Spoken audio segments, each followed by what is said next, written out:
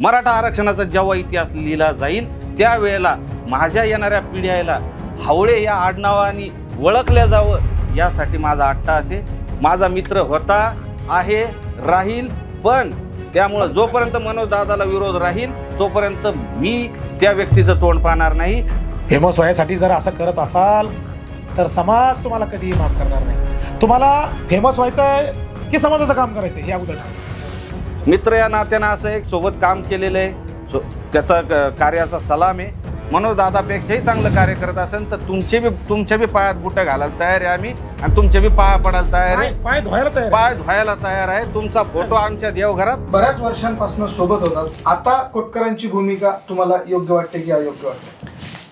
आम्ही हाडामासाचे कार्यकर्ते सोबत कार्य केलेले, गेल्या 18 वर्षापासून सोबत कार्य केलेले. विचार एक होते की मराठ्यांचा गौरव निर्माण करायचा, मराठा समाजाला आरक्षण मिळालं पाहिजे, भावना होती. सोबत कार्य केलं, सोबत फिरलो, रात्रंदिवस राहिलो, कुठे म्हणजे ऊन पाऊस वाऱ्याचा विचार केला नाही आणि त्याग तपश्चर्या केलेली. त्याच्यामुळं मी कार्याला हे करू शकत नाही. पण सध्या माझं दैवत, माझं आयडल छत्रपती शिवराय, छत्रपती संभाजी महाराज, त्यानंतर कित्येक हुतात्मे तर सगळे आयडल आहेच माझे. पण आताच्या घडीला जसं छत्रपती शिवरायांच्या काळात आमचे बापजादे होते नव्हते आम्हाला माहीत नाही, तेव्हा जे मावळे काही मोठे मोठे प्रसिद्ध आडनावं आहेत जे की ते म्हणतात की आमचे बापजादे त्या याच्यात होते, तर आमचं हावळे आडनाव असं कुठं नव्हतं. त्या इतिहास म्हणून मला कधी कधी शोकांतिका वाटायची की आपला बी कधीतरी इतिहास लिहिला जावा. मराठा आरक्षणाचा जेव्हा इतिहास लिहिला जाईल त्यावेळेला माझ्या येणाऱ्या पिढ्याला हावळे या आडनावाने ओळखल्या जावं यासाठी माझा अट्टाहास आहे.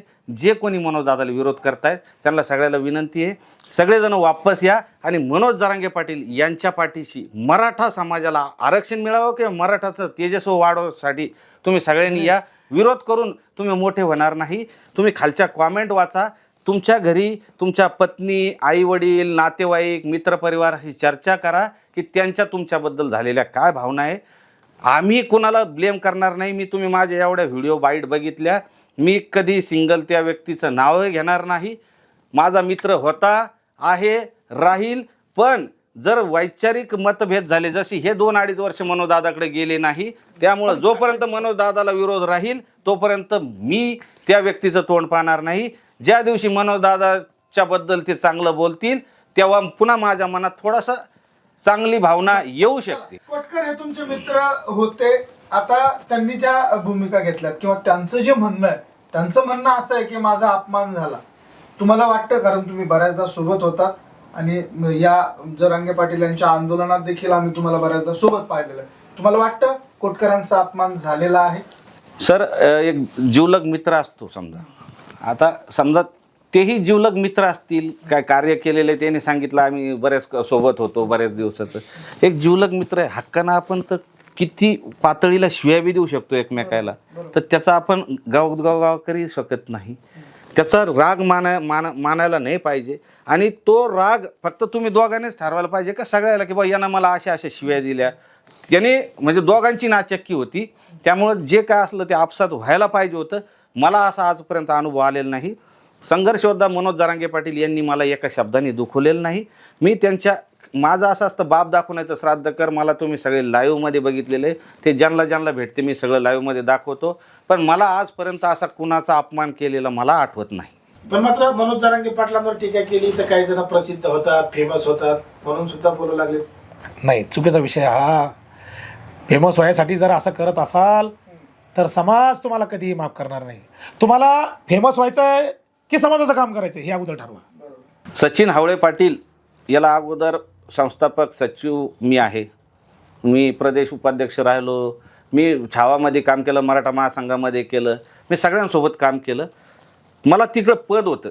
आज मनोज जरांगे पाटलासोबत काम करतो, एक मराठा सेवक साधं पद आहे. जरांगे पाटील यांचा सहकारी म्हणून जे पद आहे आणि त्या नावाने जे मला ओळखलं जातं, त्याच्यामुळं कुठल्याही पदाची आणि याची आवश्यकता नसते. सचिन हावळे पाटील आज घराघरात पोहोचला. फक्त मनोज जरांगे पाटील, माझे पोरं मला दाखवते, अरे माझ्या मित्राच्या पप्पाच्या स्टेटसला तुमचा व्हिडिओ आहे, अजून याच्यापेक्षा काय स्टेज पाहिजे. आणि त्या स्टेजवर मी उभं राहून, मागं उभं राहून त्या कार्याला काही गरज नाही. आणि आमच्या इथं सर संभाजीनगरला आपल्या इतक्या संघटना आहे, मराठा संघटना, सगळ्याला जर उभं केलं, संस्थापक, प्रदेशाध्यक्ष आणि तिथले जिल्हाध्यक्ष एवढा जरी प्रोटोकॉल ठेवला तर 1,500 लोक आहे सर आमचे पदाधिकारी. कोणता स्टेज ती दम धरेल? आणि बरं ते 1,000 लोक त्या फ्रेममध्ये दिसतील का जेव्हा जरांगे पाटील बोलायला चालू झाले? सगळ्यांनी एकच उद्देश आमचा की मराठा जातीचं तेज यांनी वाढवावं. सगळ्या मराठा संघटनेला ते बळ येईल, कारण ते पदाधिकारी काम करतील ना त्या नाही, आणि, संघटनेमध्ये. हे करत असताना, चळवळ चालवत असताना आमचं असं म्हणणं आहे, तुम्ही कामाची विभागणी करा ना. हा, तुम्ही हे काम तुम्ही करा, ते काम तुम्ही करा, सगळंच माझ्या बापाला, सगळंच मला, असं नाही जमणार ना. समाज एवढा मोठा आहे, समाज छोटा आहे का? हो, तगडा समाज आहे. समाजामध्ये कोटकर हे तुमचे मित्र राहिलेले आहेत आणि त्यांचं असं म्हणणं आहे की बाबा ज्या वेळेस एखाद्या माणसाला त्याचं नाव किंवा त्याचं पद किंवा त्याची सन्मान त्याला मिळत नाही, त्यावेळेस त्याचं खच्चीकरण होतं. आणि मग मागची 2 वर्ष 3 वर्ष आम्ही सोबत होतो, पण मला तोपर्यंत ते कळालं नाही आणि मला ते आता जाणीव झाली, मग मी आता सोडून चाललो. या गोष्टीकडे कसं? आत्ता जे मागं जे व्हिडिओ तुम्हाला मी आत्ता जे वर्णन केलं, आत्ता जे व्हिडिओ तुम्ही बघताय, हे जे वर्णन केलं हेच विषय आहे. मी तुम्हाला सांगितलं ना, कुठलंही नाव पद प्रतिष्ठेची गरज नाही आहे, तुमच्यात स्किल असलं पाहिजे. माझ्याकडे अगोदर पदं होते प्रदेशावरचे, आता माझ्याकडं काहीच पद नाही आहे. फक्त मनोज जरांगे पाटील यांचा सहकारी मराठा सेवक हे पद आहे. त्यांना मी मोठा काय सल्ला द्याल तुमच्या? मित्र या नात्यानं असं एक सोबत काम केलेलं आहे, त्याचा कार्याचा सलाम आहे. पण जरांगे पाटील हे युग पुरुष आहेत, संघर्ष योद्धा आहे, मराठ्यांचं तेज आहे, मराठ्यांची ढाल आहे. ते जर लढतेत तर त्यांच्या मागं आपण छातीचा कोट करून त्यांच्या पाठीशी उभं राहायला पाहिजे, ना की विरोध केला पाहिजे. जे विरोध करतील त्यांच्या विरोधात आम्ही, जे सपोर्ट करतील त्यांच्या पाया पडणारे आम्ही. जे जुने अभ्यासक आहेत, जे मराठा समाजाचे जे मोठमोठे नेते आहेत, माजी अधिकारी आहेत, त्या सगळ्यांना एक विनंती आहे, मराठा समाजासाठी एक आम्ही सैनिक म्हणून, मावळा म्हणून आम्ही सगळे लढतोय. इथून पुढं पुन्हा मराठ्यांचं काम करण्यासाठी सगळ्यांनी आमच्या पाठीशी उभं राहावं. काय हेवेदेवे असतील ते जागेवर सोडून द्यावे. नवीन वर्ष चालू झालेलं आहे 2026चं, सारे मिळून पुढं जाऊ, ग्रोईंग टुगेदर हा आपला नारा असला पाहिजे. एवढंच म्हणणं आहे. जसं आधी 1 मराठा लाख मराठा ही घोषणा आपण केली होती, पण जेव्हा कोटीत मराठी एकत्र यायला लागले, म्हणून आता 1 मराठा कोटी मराठा ही घोषणा झाली. ती एक गौरवाचंच प्रतीक आहे आपलं. तर सगळ्यांनी एक व्हावं हीच अपेक्षा. माझी विनंती अशी असणार आहे, कृपया सगळ्यांनी संवाद साधा. आणि संवाद साधत असताना तुमचा त्याबाबतचा अभ्यास किती आहे याचा अगोदर स्वतःला विचारा आणि मग व्यक्त व्हा. तुमचा अभ्यास किती आहे, तुमचं कार्य किती आहे आणि समोरच्याचं कार्य किती आहे, या दोघांची तुलना करा. आणि ही तुलना केल्याच्यानंतर जर आपण निश्चितच त्या ठिकाणी कमी पडू आणि कमीच आहोत, मग जर आपण कमी असू तर थोडा कमीपणा घ्या ना. आणि अजून छत्रपती शिवाजी महाराजांनी 23 किल्ले दिले, म्हणजे किती किल्ले राहिले होते? 4 का 5 किल्ले राहिले होते. 350 किल्ले, 358 किल्ले उभारल्यानंतर माघ येऊन 4 पावलं पुढं जाऊ शकतो याची जाणीव ठेवूनच जर तुम्ही महाराजांचे मावळे स्वतःला म्हणवता, स्वतःला मराठा म्हणवता, मग एकदा मराठ्यांचा इतिहास, महाराजांचा इतिहास वाचा, तो आत्मसात करा आणि त्या पद्धतीने पुढे जा आणि संवाद ठेवा. संवादानं सगळ्या काही गोष्टी होतात. आता मी आंदोलनामध्ये कंटिन्यू सहभागी होतो, पण त्यांच्यासोबत नव्हतो. पण जेव्हा संवाद साधला, जेव्हा कळलं की नाही यांचं काय चाललंय आणि त्या बऱ्याचशा गोष्टी जुळून आल्या आणि त्या कुठेही मला असं वेगळं वाटलं नाही, म्हणून म्हणलं हे बरोबर आहे ना. काही गोष्टी जर चांगल्या घडत असतील तर कृपया संवाद ठेवा, एवढीच विनंती मी या ठिकाणी. टेक्निकल मी अभ्यासक नाही, म्हणून तुम्ही बऱ्याच वेळची मुलाखत यांची घेतली. यांना थोडंफार जे ज्ञात होतं ते त्यांनी तुम्हाला सांगितलं. त्यामध्ये मी तुम्हाला जराही मध्ये डिस्टर्ब केलं नाही का, कारण मला त्याच्यातली जाणीव नाही. मला फक्त एवढं कळतं की मनोज दादांना त्याच्यातलं कळतं, ह्या अभ्यासकांना कळतं. मग यांची न्यायालयीन लढाई लढत होते, काही अभ्यासक लढतायत, त्यांनी लढावी. यांची दादाची जी लढाई आहे ती वेगळ्या प्रकारची आहे. ही आयुर्वेदिक गोळी आहे. आपलं ही मनोज दादांची लढाईची जी गोळी आहे ती ॲलोपॅथीची गोळी आहे, ती इन्स्टंट त्यांना पाहिजे. अभ्यासकांची ती आयुर्वेदिक गोळी आहे. दोन्ही गोळ्या एकाच ठिकाणी, दोन्ही कार्य करणारे. पण जर म्हणजे विरोध काही नाही, सगळ्यांनी मराठ्यालाच आरक्षण मिळावं किंवा मराठ्यांचाच गौरव वाढावा म्हणून कार्य करताय, कुणाचंही कार्य कमी नाही. त्यामुळं हे हेवेदावे सोडा, सगळ्यांनी एकमेकांना बसून चर्चा करा आणि याच्यातला मार्ग काढा, आपण ना की विरोध करा. आम्ही समाजाला पहिले न्याय द्यायचा खेकडा ना. प्रवृत्ती होती, न्याय समाजाला द्यायचा आहे ना. आधी खेकडा प्रवृत्ती होती, मराठ्यांनीच म्हणजे माझा जर चुलत भाऊ असन, सक्का भाऊ असन, तर मी त्याला मोठं किंवा बांधायला भांडणं डोके फुटायचे, ते कमी झाले. आज श्रीमंत गरीब दरी कमी झाली. श्रीमंत लोक आज तुम्ही मुंबईला पहा, भाकरीच्या भाकरी, गाड्याच्या गाड्या हे घेऊन आले. आमचे सर्वसामान्य मावळे गेले, रसद जुन्या काळात जशी रसद पुरवलं तसं, तर श्रीमंत लोक गरीब मराठ्याला इज्जत द्यायला लागले, बांधाचे भांडणं मिटले. हे कशामुळं? तर हे हे हे आपलं यश आहे. आणि ते यश असं तुम्ही आपल्या पुन्हा हे केलं तर विरोधकांना पुन्हा. दोनच गोष्टी आहेत, तुम्हाला फेमस व्हायचं आहे तर फेमस व्हा, पण समाजामध्ये लुटबुट करू नका. आणि समाजाचं काम करायचं असेल तर किमान विरोधात जाऊ नका. चांगलं कार्य करूनही हिट होता येतं. हे प्रत्यक्ष मी सचिन हावळे पाटील, मी शून्य होतो, पण आज महाराष्ट्रातला प्रत्येक मराठा हा सचिन हावळे पाटलाला ओळखतो. त्याचं कारणच ते चांगलं कार्य करून बी मोठा होऊ शकतो. आता जे कोणी ऐका ना जे कोणी टीका करताय त्यांच्या पाठीमागे फिरावं लागायचं. घरचं करोडपती माणूस आहे पहिल्यापासून, आम्ही ओळखतो पैसा माणूस. आणि ऐका ना, ज्या वेळेस आम्हाला गरज पडायची ना, मी अक्षरशः समोर आहे म्हणून नाही सांगते मी, आम्ही शब्द टाकायचो, भाऊ असा कार्यक्रम आहे, एवढे कमी पडणार आहे तुम्हाला, ते कधी माझ्या कधी सांगा. म्हणजे त्या काळापासून हे माणूस स्वतः पैसे पुरवणारे, हे पैसे कमवतील का? त्यांच्या मागे जय म्हणणार आहे, पण आज त्यांच्या पुढे गेले ना, असा विषय आहे ना. जरांगे पाटलांचे तुम्ही सोबत असतात, पण मग तुमचे जुने सहकारी म्हणतात की त्यांना बुटात पाय घालून देणारे, सॉक्स घालणारे असे माणसं जवळ लागतात. नाही, काय झालं ना माहिती आहे का, हे बघा, एक वारकरी संप्रदायाचे, आपण वारकरी संप्रदायाचे, मी माळकरी साहेब, माझ्या घरात माळ आहे.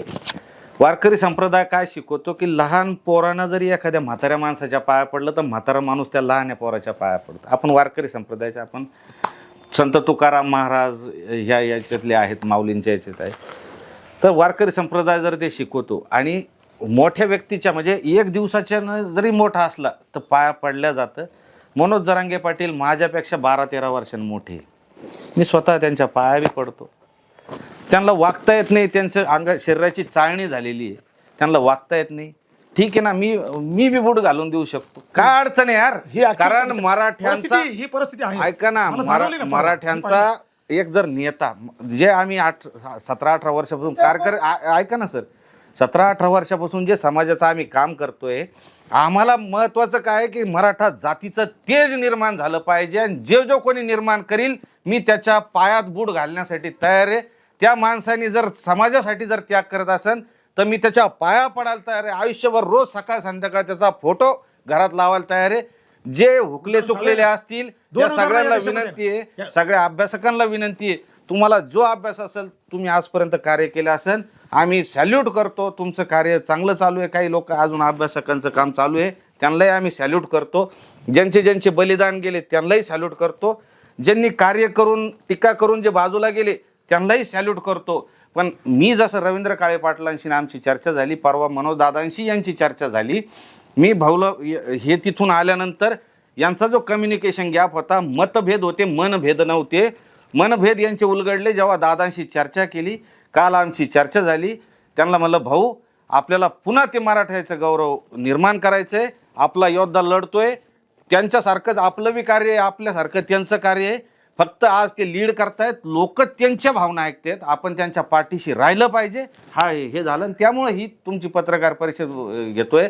जे कोणी नाराज झालेले असतील त्या सगळ्यांच्या पायाला हात लावून मी आज विनंती करतो की सगळ्यांनी कृपया मराठ्यांच्या पाठीशी उभं राहा. मला विनंतीशी एक प्रश्न आहे सर, काही मंडळींचं असं म्हणणं आहे की बाबा आम्हाला अपमानित केलं जातं, आमचा पदोपदी अपमान केला जातो, आमच्याकडे दुर्लक्ष केलं जातं.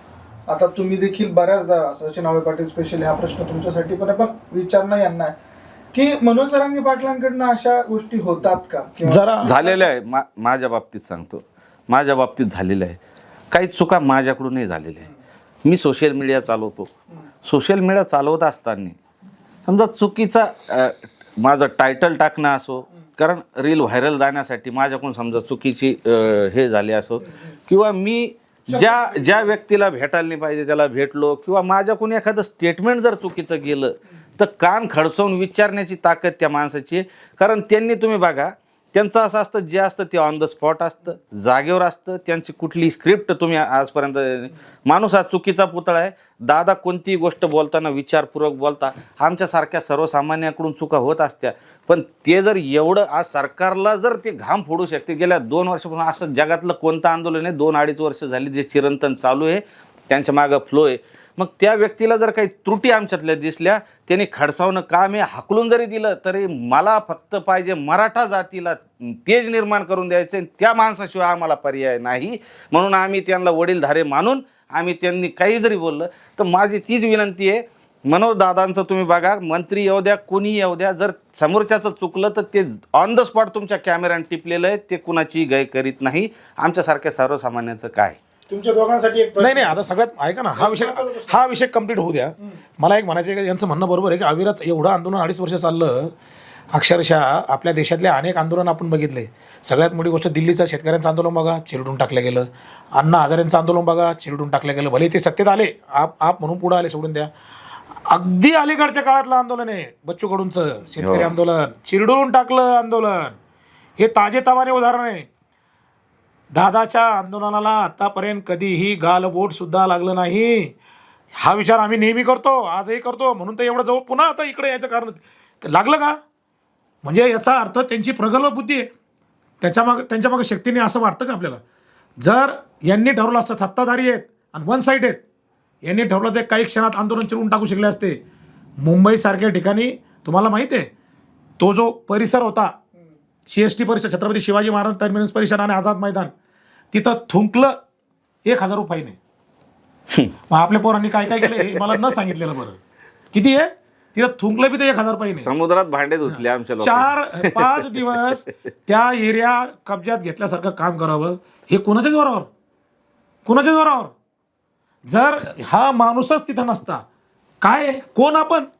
आता जा बरं मुंबईत आणि बसून दाखवा बरं 5 दिवस तिथं त्या CST गाडी लावून दाखवा, गेली गाडी लावून दाखवा, गाडी लावून दाखवा मला तुम्ही. नाही होऊ शकत. तर काय असतं माहिती का, काही गोष्टी अशा असतात. कारण मी तुम्हाला सांगतो, याची उदाहरणं देतो की दैवी स्वरूप आणला, हरकत नाही ना. अहो त्यांच्या शरीराची आता खिळखिळी झालेली आहे, त्यांना वागता येत नाही, बसता येत नाही, उठता येत नाही. काही लोकांनी घालून दिलं, देव मानलं. मला सांगा, देवाऱ्यात देव आहे कोणामुळे, देव पाहायला का कोणी. नाही देवाऱ्यात देव आहे कोणी, कोणामुळं असू द्या. आता आहे ना, आहे तो याचा विषय, संशोधनाचा विषय. पण कोणामुळे, छत्रपती शिवाजी महाराजांमुळं. आणि भारतात संविधान आहे कोणामुळे, डॉक्टर बाबासाहेब आंबेडकरांमुळं. मग आज महाराष्ट्रात मराठा आहे हे लोकांना दाखवणारा कोण आहे, जगभर जरांगे पाटलामुळं. मग ठीक आहे ना, राहा ना उभा. नाही जमत ना, आता आम्हाला काही गोष्टी नाही पटल्या, आम्ही असं तोंड मारीत नाही फिरलो कुठं, आम्हाला नाही जमलं ते. नाही तर आम्ही एवढा संघर्ष केलेला आहे, भयंकर गोष्टी आहेत. आणि मी तुम्हाला सांगतो त्या विषयावर चर्चा, आपल्या मध्ये एक विषय राहून गेला, जसं केदारचा. यांनी अनेक गोष्टी सांगितल्या, आज 94ला आमचं हे गेलं ते गेलं. तेव्हा आम्हाला आरक्षण होतं का, 94ला आम्हाला आरक्षण होतं का. आरक्षणाचं आम्ही पात्र होतो, कोणामुळं, मंडल कमिशननं सुचवलं होतं. पण ठीक आहे, आमचे काही दुर्दैवी नेते की त्या काळात ते करू शकले नाही, ते आमचं दुर्दैव, सोडून द्या. आरक्षण नव्हतं, पण आमचं खाल्लं म्हणताना तुम्ही जेव्हा तो चुकीचा GR निघाला म्हणताना, पुन्हा एकदा मी संविधानावर येतो. या देशात कायदा आहे, संविधान आहे, संविधानाला अनुसरून कायदे आहे आणि त्या कायद्याला अनुसरून न्यायालय आहेत. मग तुमचं जर आरक्षण खाल्लं असं तुम्ही म्हणता वारंवार आणि न्यायालयात जा ना, इकडे कशाला बोल राहील तुम्ही. तुमच्याकडे पुरावे आहेत ना, खाल्लं, मग तुम्ही न्यायालयात का जात नाही, तुमच्याकडे पुरावे आहेत ना. अरे जा ना न्यायालयात, इकडे कशाला बोंबलू राहिली. न्यायालयात जा, न्यायालयात आव्हान द्या त्या गोष्टीला. आणि आव्हान दिल्याच्यानंतर तिथं तुम्ही करा ना, तिथं ब्रिफिंग करा तुम्ही व्यवस्थित, न्यायाधीशाला कळू द्या ना की बाबा हे चुकीचं झालेले, हे चुकीचं झालेले. तिथं तुम्ही जात नाही, इकडे तोंड मारीत फिरता आणि हे चुकीचं आहे, हे असं आहे, ते तसं आहे. अरे आहे ते कसं मिळता येईल, कसं मिळवता येईल याचा प्रयत्न करा. आणि त्याच्यामध्ये ठीक आहे ना, सुधारणा कसं करता येईल. आता मी तुम्हाला खोटं सांगत नाही, मला तर असं वाटलं होतं का मला ऐकून घेतात की नाही. खरंच ना, मी सांगतो तुम्हाला परवा. आता शेवटी कसं आहे, एका उंचीवर असणारा माणूस आहे, मला ऐकून घेतात की नाही. 3 गोष्टी मी सुचवल्या, मला म्हणे दादा एकदम मस्त, मला म्हणे भाऊ. आणि नंतर जाता जाता अक्षरशः साक्षीला म्हणे त्या गोष्टीत मी तुम्हाला सांगितलं ना, काही कॉन्फिडेन्शियल गोष्टी. साक्षीला कोण होते माहिती का, तुमचे पत्रकार सन्माननीय सिद्धार्थजी गेदाम साहेब समोरच होते, बसले शेजारी होते बाजूला. सिद्धार्थ जेव्हा मी असं करायला गेलो, म्हणणं आहे मित्रात, सगळे पाया पडतात ना दादांच्या, नाही मला असंच धरलं. मला मित्रपणा कायम राहू द्या. मला म्हणले की तुम्ही माझे जीव आहात. अरे मिळवलं ना यार, म्हणजे ते मित्रपणा विसरले नाहीत. म्हणजे किती म्हणजे मस्त वाटलं असं. त्यासाठी मी तिथे गेलो नव्हतो. मला आरक्षण काय आणि कसं आणि पुढं कसं वाटचाल करायची हे समजून घेण्यासाठी मी दादाकडे गेलो होतो. पण त्यांनी सगळ्याच गोष्टी काढल्या. मनाला भारी वाटलं की माणसामध्ये आजही माणूस शिल्लक आहे आणि तो उत्तम प्रकारे आणि चांगल्या प्रकारे आहे, हेच मी या ठिकाणी सांगणार आहे. आणि त्यामुळं मला असं वाटतं की ते आज आपल्या समाजाचं एक वेगळं नेतृत्व निर्माण झालेलं आहे महाराष्ट्रात नाही, देशभरामध्ये. आणि एवढंच नाही, लवकरच पानिपतला सुद्धा एक मोठा मेळावा होणार आहे. आणि पूर्ण जगभरातले मराठी येणार आहेत, सगळे मराठी पानिपतला येणार आहेत. पानिपत या ठिकाणी तिथल्या काही लोकांचे फोन आले मला, तेही कळलं, तिचीही चर्चा झाली. विचार करा की नुसतं महाराष्ट्रात नाही तर महाराष्ट्राच्या बाहेर विखुरल्या गेलेला मराठा परवा आम्ही दिल्लीला जाऊन आलो. दिल्लीला घाम फुटला जेव्हा आम्ही येणार म्हणून. मराठा जर एकत्र करू शकतात आणि दिल्ली शहराला घाम फोडू शकतात तर याच्यापेक्षा प्रबळ नेता आपल्याला कोण भेटणार आहे? तुम्ही जसं म्हणालात तुमच्या प्रश्नावर येतो पुन्हा, तुम्ही म्हणालात आतापर्यंत किती झाले? आता 22वा मुख्यमंत्री ना, 21वा. त्याच्यापैकी 14 आमचे झाले. समाजाला नेतृत्व देऊ शकले का? समाजाला एकत्र करू शकले का? फक्त मराठा क्रांती मोर्चा एकत्र करू शकला पण एकत्र ठेवू शकला नाही. यांनी एकत्र आणलेही, यांनी लोकांना न्यायही दिला आणि आता याच्या पुढे एकत्रित टिकवतील याची शाश्वती आम्हाला आहे. म्हणून यापुढे आम्ही दादांसोबत आहोत आणि दादांसोबत राहू, एवढंच आपल्याला वाटतं. मराठ्यांचे एवढे मुख्यमंत्री झाले, 13-14 मुख्यमंत्री झाले.